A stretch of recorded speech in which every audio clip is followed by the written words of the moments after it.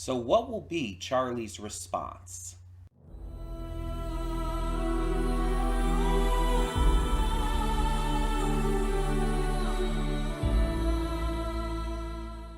Hey everyone, welcome to Princess Gay. I'm your host Connie, and today we are here with my blind reaction to episode 7 of Hazbin Hotel. So, it's going to be interesting to see how Charlie responds to all of that, with finding out that Vaggy's an angel. A lot of the reactors I watched for last episode basically all kind of believe the same thing I'm kind of believing, that Charlie's not really going to care. Because that's just who Charlie is. Like, I don't think she would care that Vaggy's an angel. Especially because her entire thing is about, not just forgiveness, but second chances. Like, that is literally Charlie's entire thing. And so, the idea that Vaggy would have changed and turned her life around and is no longer, genocidal maniac, I think that kind of almost proves Charlie's point. Does it not? So I think she would be okay. I think the only thing she might, resent a little bit is Vaggy not feeling like she could tell her. Which, you could bring up a lot of commentary there. But I think that's the only thing that Charlie would actually find issue with. And that's not so much an issue with Vaggy, but kind of an issue with just everything surrounding their relationship. So I don't think Charlie's going to hold anything against her here. I think this is going to work out fine. But there might be a little concern before that, like Vaggy might run off. I've been thinking about that since I last watched this series. She might end up running off before Charlie can even say anything. We'll have to see. Now, I do unfortunately know one thing that happens in this episode, and there's two reasons for that. One, I did see what the title of this episode is. Normally I'm good at avoiding that, but it is something that I just kind of accidentally noticed at one point. The second reason I know is because this part has not shown up in the series yet. It's from the trailer. And it's something that I just do not think could be in the final episode. Considering this is a normal 22-minute runtime series, I don't think there's going to be time in the final episode to include this. So, I know that this episode, and again, the fact that this episode is titled Hello Rosie, makes me understand that, yeah, Rosie's going to be in this episode. The shot from the trailer where she's singing with Alistair and Charlie is going to be in this episode. So, this is something I've been waiting for. Because we saw her at the Overlord meeting in episode 3, but that's really it. And again, there's the part from the trailer that I've been waiting for. Because I don't remember if I directly stated this when I reacted to the pilot, or if it was something that I kind of formed my thought on shortly thereafter. But Rosie is one of the characters from the pilot who I was the most interested in finding out more about. Because all you see of her in the pilot is, after the extermination, you see that this character named Franklin has been killed. And Rosie is standing in front of the sign on her business, crossing out his name. She has this wicked smile, and she's crossing out his name to note that this is now her business alone. And I always wanted to know more. and we're going to get that here. I don't know how much more we're going to get, but still. Not to mention, she's just super pretty. Like, if I'm being honest, Rosie is just super pretty. I really like her design. The kind of old fashioned clothing combined with her just winning smile is it just works. It's just a great design. Like, obviously all the characters in this series have great memorable designs. The character design work for this series and for Hell of a Boss have always been amazing. Um, but I do think that Rosie's really does stand out, even amongst all of the rest. For me personally, at least. Like, there's just certain designs that just work for me that I understand that other people might not be as excited about, but it's just one of those designs that just hits me in the just right way. You know what I mean? So I'm very excited to learn more about her and see how she like comes into play in regards to all of this. Um, Obviously we're gonna get the fallout with Vaggie and Charlie. I don't know what else we're gonna get this episode though, because it's clear the extermination is gonna happen next episode.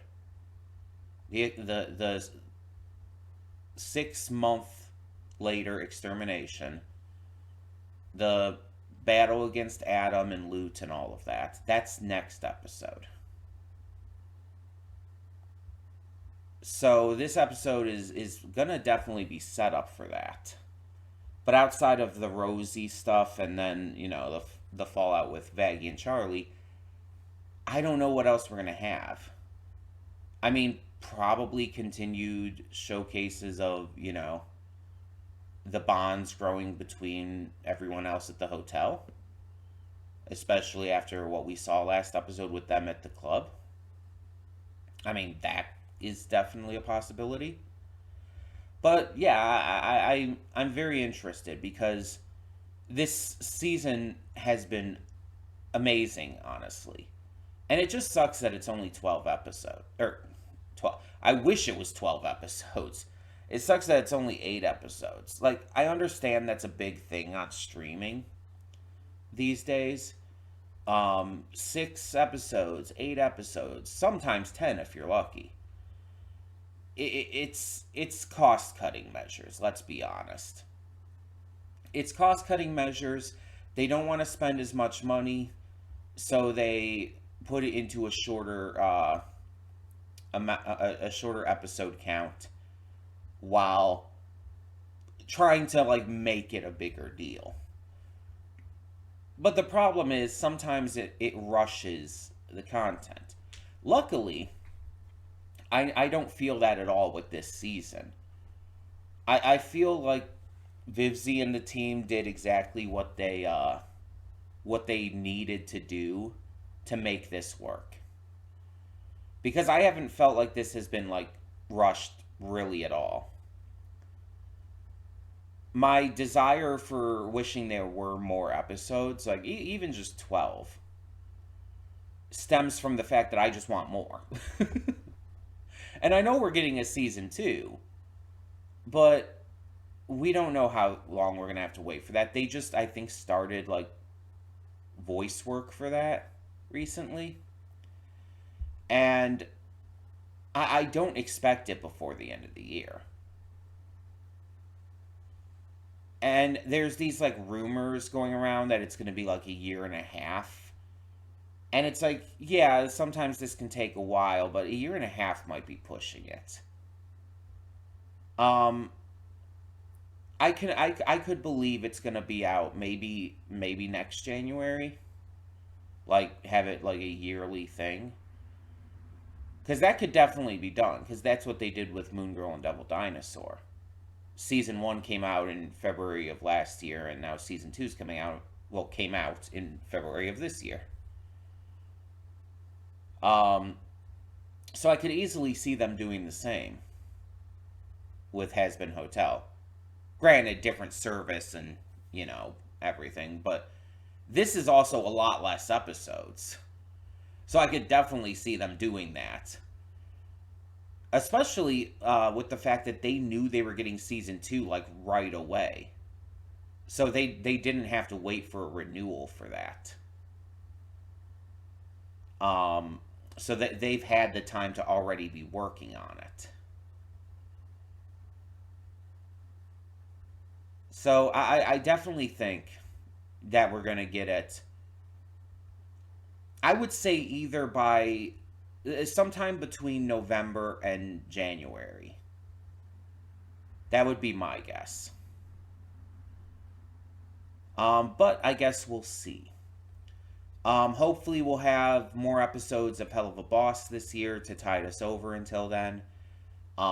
Those will be pretty cool too, I'm sure. Whatever we end up getting. Just, I guess, basically just the rest of the season. I don't think we'll end up starting the new season this year. Considering we're only halfway through season 2. I guess we'll see. Anyway, enough speculating about that kind of stuff. Let's just get on with the episode. So, when the screen fades to black, pause this redirect and go to the description below. Follow the link to the reaction, and after you watch it, come back here to the redirect and resume play. Because after it fades to black and then fades back in, everything from that point forward will be my afterthoughts and will contain spoilers to the episode. So, thank you so much, as always, for tuning in. And for now, I will see you at the reaction. And we are back, and we'll begin with spoilers in 3, 2, 1, now. Well, Rosie won me over very hard. Like, listen, I kind of expected to like Rosie, I'll be honest here. Because, like I said in the pre-thoughts, she was one of the characters I was most intrigued by from the pilot. So when this series was set to come out, I knew I wanted to see her. And I'm really happy that she didn't disappoint here. Rosie is like an absolute joy. She has such a fun, adorable personality.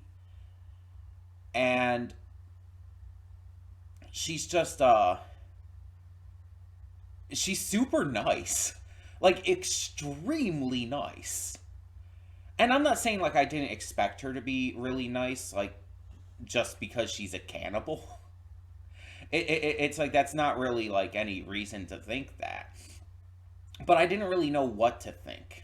And I looked up her voice actress, by the way. And I don't really know her for anything, because she hasn't really done much outside of Broadway. She's, like, including this, has only really done 3 movies or shows. But for Broadway, apparently she was in the Beetlejuice musical with Alex Brightman. She played Delia, Lydia's mother. So that's a fun little fact there. But she was in multiple Broadway musicals, including like Legally Blonde and other stuff as well. So, I mean, not a huge surprise, because most of the cast of this are Broadway stars. That's what Vivzie wanted for this series, since it's, inspired so heavily by Broadway. And it's just, her voice sounded familiar, but I think it's just the accent. I think I've heard that accent for characters before. I can't place exactly where's, if anyone can help me, like, figure out, like, who her voice sounds like in terms of, like, characters from some show or movie or whatnot, I would appreciate it. But yeah, I can't figure it out. She was, like, so ready to agree to this, though. It didn't take a lot to convince her. It was definitely more about convincing the rest of Campbelltown, and I guess especially Susan. Rosie is apparently one of the more dangerous overlords, which is really interesting. And that kind of makes sense with her being a cannibal, but I kind of want to know, like, more of what she can do in terms of, strength and ability and whatnot. Like, I want to actually see Cannibal Town fights and see what Rosie can, actively do in the fight next episode. Now, this episode also obviously dealt with the fallout of Charlie and Vaggie, and Charlie was upset, and, rightfully so. And like I thought, she did forgive Vaggie, but she did need a little push. And while I'm not 100% surprised by that, I am. I understand why she was in that headspace. Because remember, this was revealed to her during a very high stress situation. This entire situation with the angel courts and everything was going horribly. And Charlie was in a very bad headspace because, like, she had just, like, found out that Sarah's really not willing to do anything, and that she kind of is behind the extermination with Adam. So you saw how, like, angry she was when singing with Emily and everything, and then to just have revealed right after that her girlfriend was an exterminator angel. It's like, yeah, that's a lot. Like, of course Charlie's headspace wouldn't be right to hear that at that point, and it would affect how she takes in that information. And her biggest issue was that Vaggie didn't feel comfortable enough sharing it with her. That is what it came down with, or it came down to. And it does feel like, I mean, Charlie kind of said it. It's like, why does she think, like, she can't tell me this? What makes her think that I'm not a safe person to tell this to? Like, Charlie, obviously I didn't say the exact words, I was paraphrasing, but Charlie basically said that. And that's kind of what I figured her biggest issue would be. That Vaggie didn't feel comfortable telling her. But as Rosie said, it's sometimes really hard to admit, like, to your fuck ups. You guys are very aware of that I am very open about the fucked up shit I used to say and do. I don't hide that. But that hasn't always been the case. While I'm very open about it now, there has been times where I would, hold it back. I basically had to force myself to be more open about that because I realized that omitting that wasn't helping me heal from it. That I was holding it in and it was hurting me. And that by being open about it, I could help not only heal myself, but help others see that people, well, can change. That people can grow and become better. And I think that's part of the reason why this show is so, great to me. Because the core message of it is that people can become better, that they can change, that they can grow as people. And that's, a very important message for me personally. Because it's something that if I didn't believe in, I don't know where I would be right now. Honestly. That very message is what helped me. So I kind of have to believe in it. But I can understand Charlie having trouble with this. But yeah, Rosie was kind of the perfect person to help her out with that. And in the end, Charlie did forgive Vaggie. And hell, even complimented her wings now that she got those back. Which I guess that can just happen. Because her wings were ripped off by Loot. Loot, you know, cut out her eye, ripped off her wings, took her halo. It's like, basically turned her into a fallen angel. Except Lucifer, didn't lose his wings. We know he still has those. But yeah. Um, so it's interesting that they can grow back. And I'm kind of wondering if they had, like, kind of like, in a way, grown back before, but they just never had a reason to come out, like, or like Vaggie was holding them back purposefully. I don't know how all of that works. You know, it's kind of unclear. And speaking of Vaggie, let's talk about her side of this story.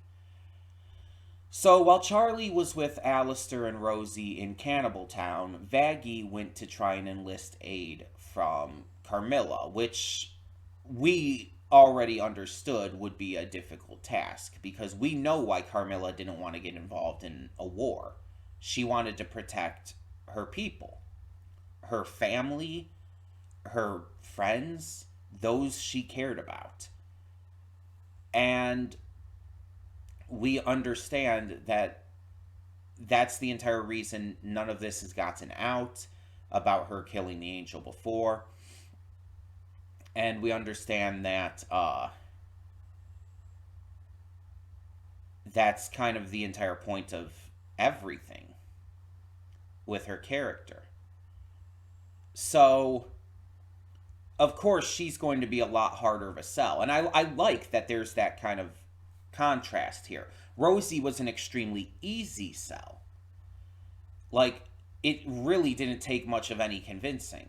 While Carmilla, Vaggie had to fight for that, literally.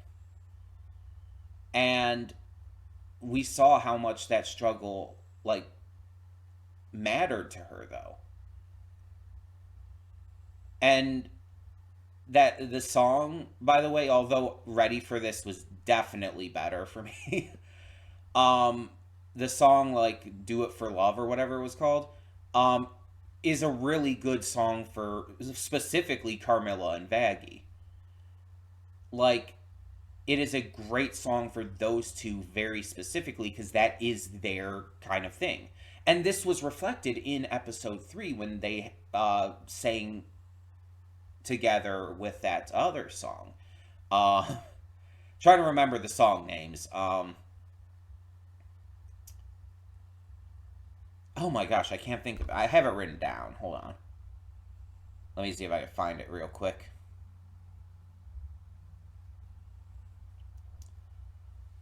Um, it's it's I know what the song is. It's the song that Carmilla was singing after Zestiel confronted her about being honest about the angel and all.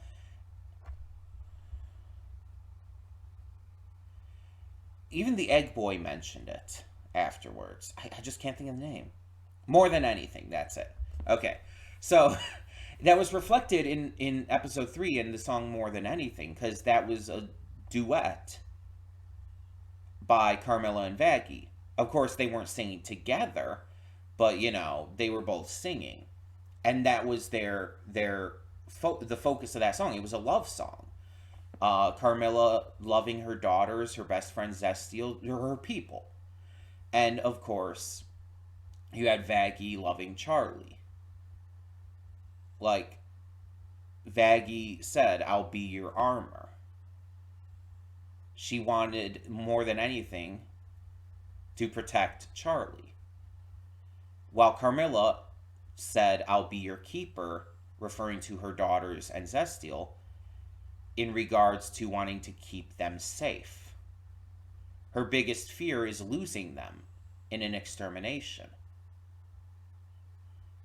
While Charlie's is not being able to protect, or what Vaggie's rather, is not being able to protect Charlie. You see how similar these two are. And so when she's talking to Carmilla and everything, you see like how it's kind of like two like equal forces butting heads and not wanting to let their views on this go because of how much it means to them, how much love drives both of them. And so this song again, Do It For Love or something like that, I'm gonna have to listen to it obviously more times like I do with every song, but it that's what it's all about. And that's why it connects great to both of them sharing a song again. They're doing it for love. That is their entire goal, and that needs to be what drives them. That's what Carmilla was telling Vaggie. You need to do this for love because that's the greatest force there is. It's the greatest motivator there is. It will fuel you to be the strongest and best you can be. And we find out through this interaction as well exactly how Carmilla ended up killing the angel. We even get to see the scene of it happening, which I did not think we were ever actually going to see, but I'm actually really glad we did. We see that, yeah, her daughters were attacked, which we already knew. It never directly said that, but it pretty much implied that that is exactly what happened. The executioners came after her daughters. She stepped in the way to protect them and, managed to kill one. And we always wondered how it was done. We find out it's through angelic weaponry, which is interesting. In Hell of a Boss, angelic weaponry is directly stated to be able to kill demon royalty. It's like the only thing that can kill them. This is very directly stated in Hell of a Boss, and we know this is the same universe. So the same rules definitely apply. But now we kind of also find out that angelic weaponry can kind of kill anything. Not just demon royalty, but angels. And possibly that would include even higher up angels like Sarah or even Lucifer. And I think it definitely includes Charlie. I do believe that angelic weapons could kill Charlie. I think angelic weapons, especially strong enough ones, are exactly like the strongest weapons there are, which makes sense. It totally tracks. And it also makes sense that Carmilla would know all about this because she's literally a weapons dealer. She's literally the Coco Heckmeter of this series. Jormungand reference for anyone who might not understand. But yeah. Except she's not as, silly as Coco. But yeah, it makes sense that she would understand this. And apparently there are others in Hell who do have angelic weaponry. But because it tends to be pretty rare to get your hands on that, which, again, something we know from the Stryker episode in Hell of a Boss, that people aren't just going to use it willy-nilly to try and kill angels. It's something that just isn't going to happen, which makes sense. And it makes sense why angels have never been killed before. And Carmilla only did it defending her daughters. She wasn't going to do it otherwise, and she honestly didn't want to join this fight again because of that kind of reason. She doesn't want to put her loved ones in danger, which is fair, by the way. It's really interesting to see how all of this comes to a head, and to see Carmilla does relent and eventually agrees to join the fight. Everything worked out in this episode, despite, all the issues that happened last time. This episode was an unequivocal win for our heroes.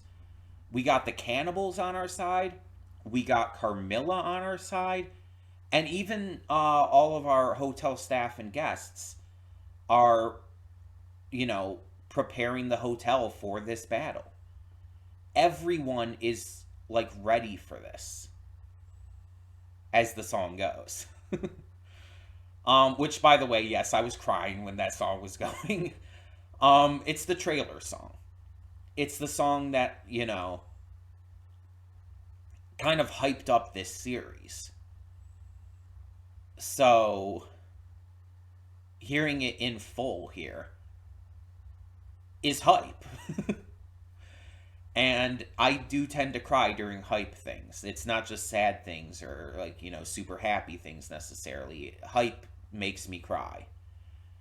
So, yeah, it's not a surprise at all that that got to me. Um, but it did. And like with every song, I'm gonna have to listen to it many more times before I can like rank it. Um, but I definitely think it's gonna be up there. It's one of the better songs of the season for me. I just don't know exactly where I'm gonna place it yet. Um, but yeah, so we only have one episode left, and it's crazy to think that this is pretty much the end for now, at least, until season 2 does come out. Again, we'll have other stuff to take over in the meantime. And obviously, you're seeing these reactions like weeks or so after I recorded them, due to just having to pre-record these because of spoilers and stuff. But yeah, I'm just really excited to see what more is going to come of this. It's all going to go down next episode. And there's still a lot of questions, still a lot of interest factors to go through. And we're not going to get to it all this season. Absolutely not. We're not going to get like full answers with Lilith this season for sure. We might get a little bit at the end of the final episode, but that's about all I expect. We're not getting any kind of full answers about Lilith, or if Alistair has a connection with her, regarding the fact that he's apparently on a leash as well. There's a lot of answers we're just not going to get this season. And I didn't expect it. So, hey. But yeah, like I said, very excited to see how this goes down. I also wonder, though, like, we got 2 overlords on our side. Well, 3 if you count Alistair. At 4 if you count Husk. um, okay, 3 active overlords on our side now. Because we have Alistair, we have Rosie, and we have Carmilla. Carmilla being on our side almost guarantees that Zestial will join in as well, right? So that would make 4. I don't know about the others. The V's definitely aren't on our side, but I don't think they're on the Angel side. They definitely are not. So, yeah. The V's aren't going to help with this fight. They're just going to remain kind of neutral, I guess. Their own kind of side. And then we have a few other nameless overlords. There's also the dinosaur lady who has a name. I just can never remember it. But everybody seems to love her. It's just, I don't really have any thoughts on her besides, like, having a cool design. I she might have a role to play in season 2, but I don't think she's going to have anything to do in this finale. I don't think any more, like, big overlords are going to come into play here.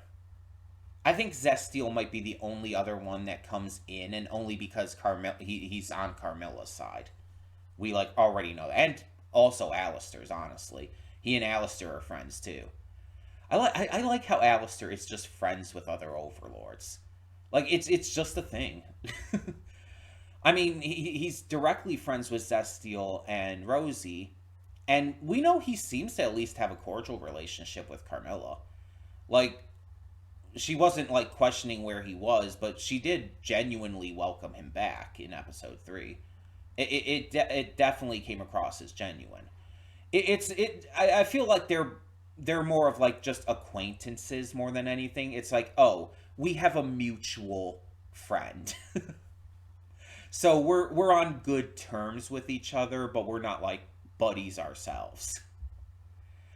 Um so yeah, we have one episode to go. I'm very excited to see how it goes down. This final battle is going to be pretty insane.